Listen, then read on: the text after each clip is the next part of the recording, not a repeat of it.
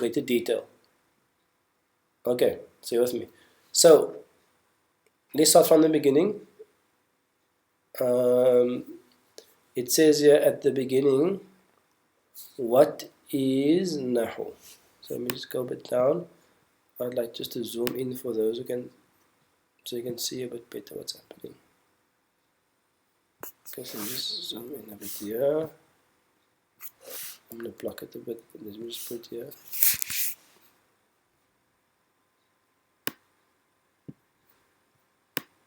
Just a bit like this.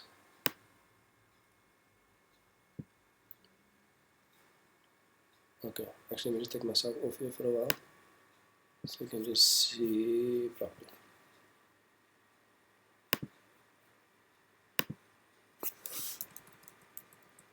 Okay, this is better. Okay, now I should all be able to follow on screen nice and clearly, inshallah. So it says, what is Nahwu? So it first says that speech, kalam, like we did kalima in Arabic before, that a speech or a kalam or kalima is in Arabic consists of three parts, namely ismun, fi'lun, and harfun. Ismun, fi'lun, and harfun. And then i'rab or inflection in Arabic, i'rab, is the change of the last syllable of the word. In other words, the change of the hal of the word to raf, nasb, jar, which affects the role of that word in a sentence. It affects the role of the word in a sentence. And then finally, an ism only has three states of inflection, three types of i'rab, three types of hals, which is indicated by differing end symbols as shown below. So an ism can only be in raf'un, nasbun, and jarrun. Now, this table here is a fairly comprehensive table of most of what you've learned and maybe one or two new things. So let's go through this table quickly, and then this will be the lesson for today. So the lesson is that every ism must be in raf'un, nasbun, or jarrun. So you learned that long time ago, your second lesson in your first year, whatever that was, that every ism must be raf'un, nasbun, or jarrun. However, there are different types of isms. There are single isms, there are dual isms, there are male plurals, there are female plurals, there are broken plurals, there are ones that can't change, there are ones that are fixed, there are all different types of isms. So these isms, they will show raf'un, nasbun, and jarrun in different types of ways. In other words, their signs of raf, nasb, and jar will be different depending on the different type of ism. You with me? That's the first thing. So today's lesson is not discussing the reasons why something is raf'un, like fa'il or mubtada khabar. We're just discussing what are the signs and what are the hal. Now let's go one by one, inshallah. Let's go one by one. So number one,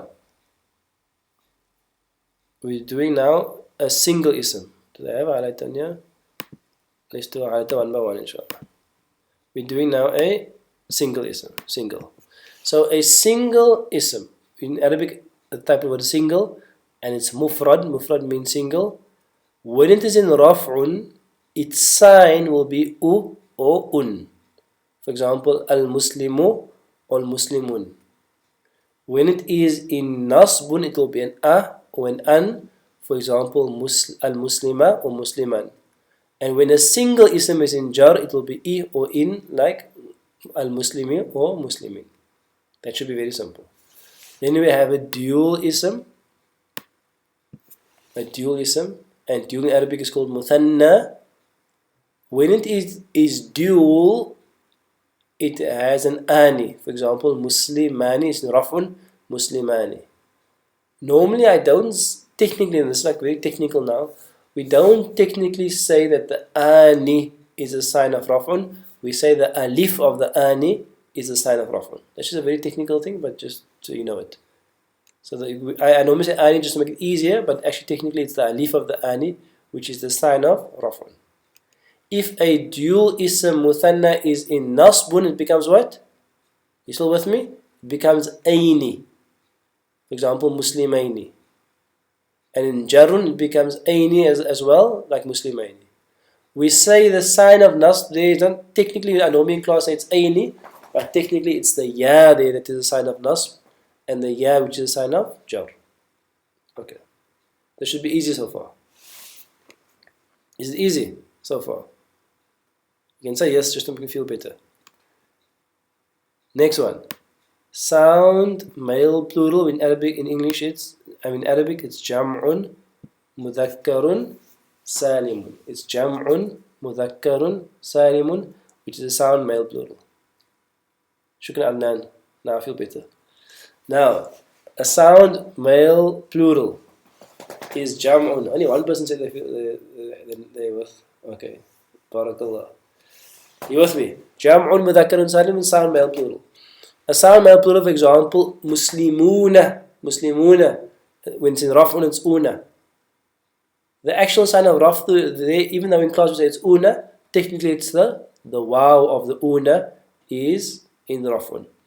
If it's in nasbun, it's muslimina, and jarun is muslimina. The sign of nasb and jar is actually the ya of the ina. You with me? So each one has a sign. There's a sign for its hal.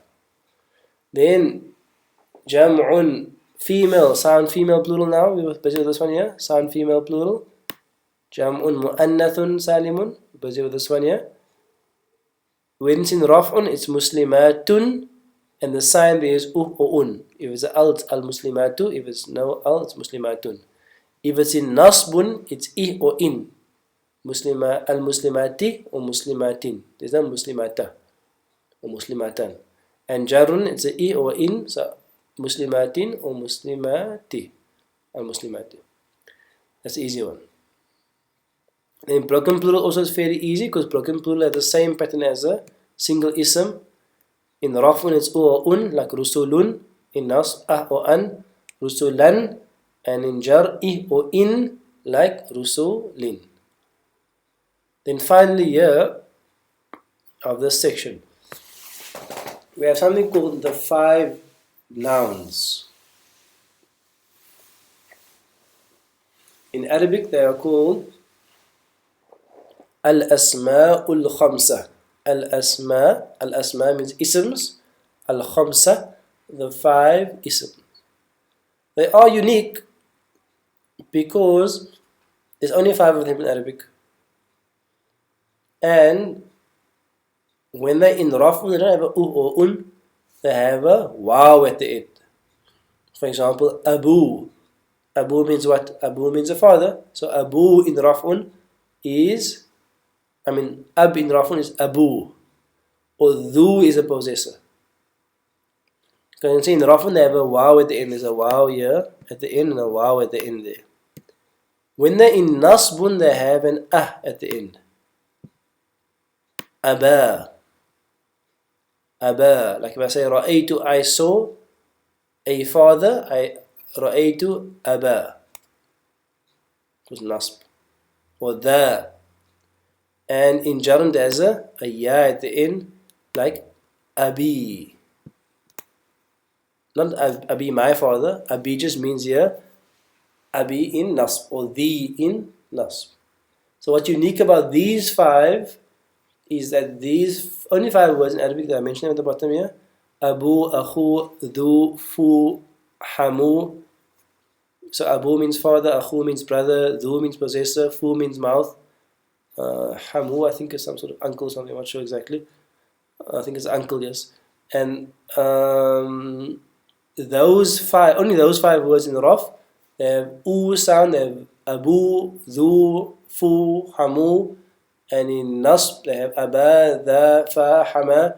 And in jar they have abi, the, fi, hami, and so on. Okay, so there's a unique 5. They might be new to most students. Okay, now this whole block here, this whole first block, I hope you're still with me. Oops, I mean to do that. This whole first block here. What do I mean by this first block here? If I can just find something here to do with this. Oops, okay, never mind. This whole first block, if you can look at the whole first block, that says fully declinable. This whole first block that says fully, okay, my thing is going crazy here, but fully declinable, this block here. These words are one group. Why? Because when they're in Raf'un and Nasbun and Jarun, they're able to change. When they have Raf and Nasb and Jar, they're able to change. Okay. The Arabic for this is actually Mu'rab. Mu'rab. But don't worry about the Arabic for now. They are fully declinable. Why? Because in Raf, Nasb and Jar, they are able to change. Okay. Now we come to another category of words, which is semi-declinable. Let's use pink for them. Semi-declinable. Okay. In Arabic, semi-declinable is غير منصرف. Semi-declinable means غير منصرف. So these words, because number 2 below, semi-declinable words are called غير منصرف. They cannot take a kasra and they can't take a tanween. For example, the word Ibrahim. In Raf'un, you can see it's Ibrahimu. You can see U at the end there. So it's fine, there's U at the end. It can take a dhamma, but it can't take a tanween. In Nasbun, it's Ibrahima. It can't take a tanween. And in Jarun, it is Ibrahima. Because why? Remember, these words can't take a kasra and they can't take a tanween. They are called غير منصرف. So you'll find often that, let me just think about it quickly. They are often going to be names of Anbiya that are going to be غير منصرف, like Ibrahim and Ismail and Ishaq, especially those of what some scholars consider to be a non-Arabic origin. Whereas obviously like Salih, Isfa'il and Muhammad, those will be normal munsarifin. Like Muhammad will be Muhammadun, Muhammadan, Muhammadin. But Ishaq will be Ishaqu, Ishaqa, Ishaqa. Because they're غير munsarifin.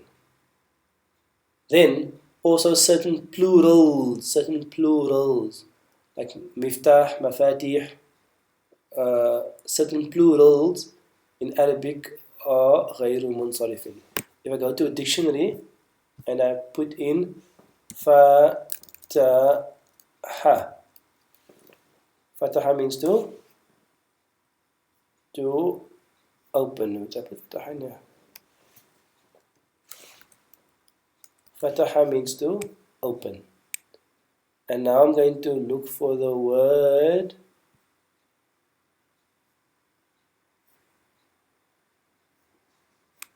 let me just find this word here. Miftah. So we can also see Miftah there. Miftah means a key to a door. The plural of Miftah is Mafatih. The plural of Miftah is Mafatih. Next to Mafatih, you will find, it's not so clear in this copy here, but you will find that next to this, there's a superscript on top there, a little 2 written next to it. If there is a 2 next to the word in the dictionary, it means that the word is غير منصرف. You with me? If there's a 2, it means the word is غير منصرف. Okay, so it's a part of these categories. Now let's do Miftah. In Raf'un, remember can't take a tanween, can't take kasra. In Raf'un will be Miftahu. So Miftah, Mafatih. Mafatihu. In Nasbun will be what? What will be in Nasbun? Mafatih will be what in Nasb?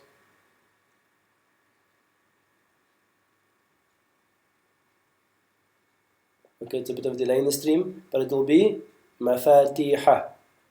And in Jarun it will be what? In Jar it will be what? Mafatihi. Okay, you with me?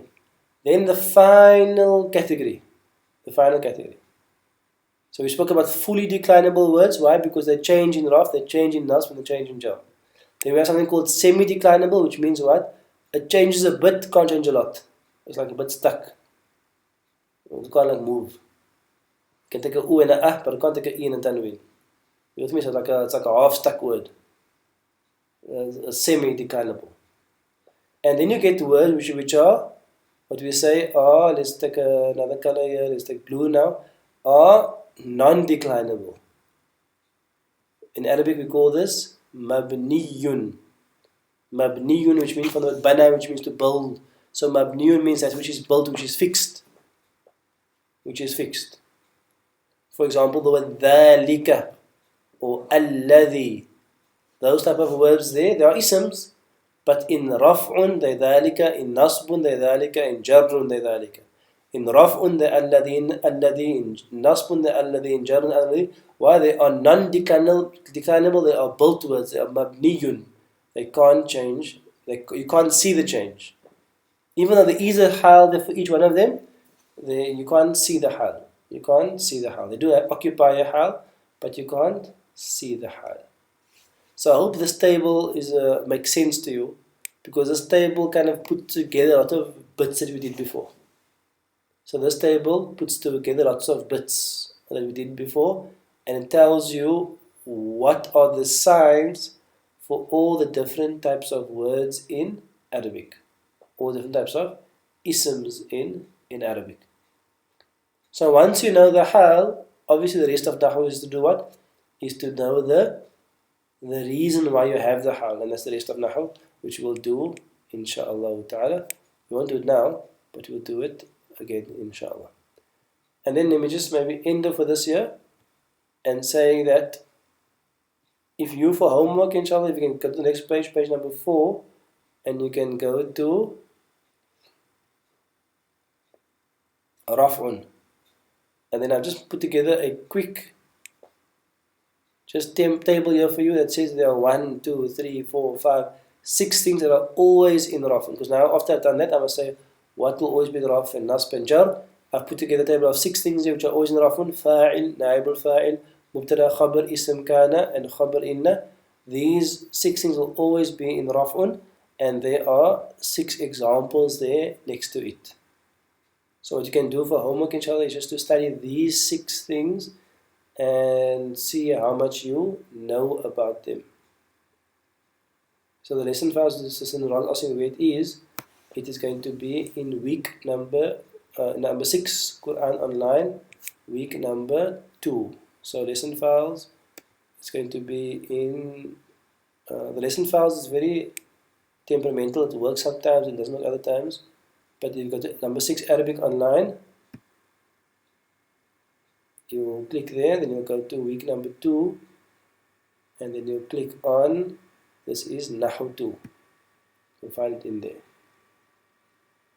And you find it there, this textbook is there.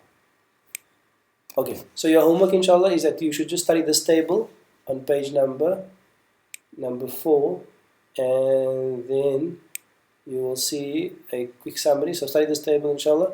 If you second year, you won't know 3 of them, but if you are Dawra year, you should know, and third year, you should know most of them. But we're going to go through each of them individually again, so you will be able to check them inshallah. You will be able to revise them inshallah. So that's it for Nahwu. Our last subject is what? Is Hadith. Our last subject is Hadith. So if you go to 40 Hadith of the Quran, you'll see there's 2 files there. There's page number 1 to 3